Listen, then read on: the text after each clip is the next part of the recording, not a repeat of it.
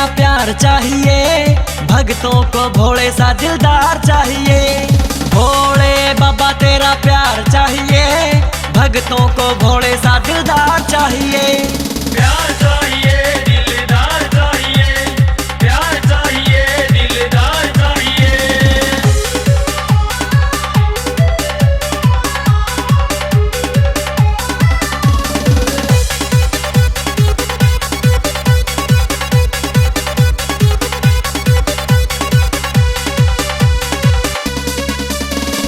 मन ने कुछ भी बेराना, आपे भगत की बात समझ ले। लफ्ज मेरे है उलझे उलझे, बस मेरे जज्बात समझ ले। कर गया दिल की चोरी, मन ने बड़ा ही जरूरी दीदार चाहिए।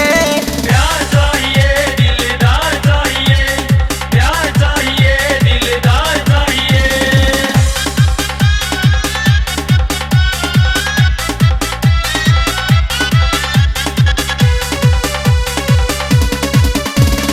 काम करे मन उल्टे सीधे, कोई ढंग का काम कराना। कोई दिन भी बाबा टड़ाना, जिस दिन बाबू तय में पिटाना।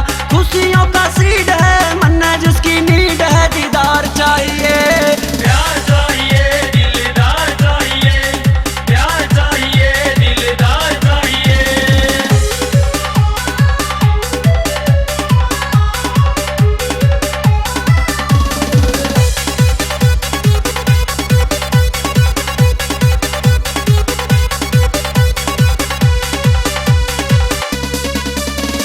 खुल के करी मन फुकरा पंथी, तेरा कदे भी नाम जप्या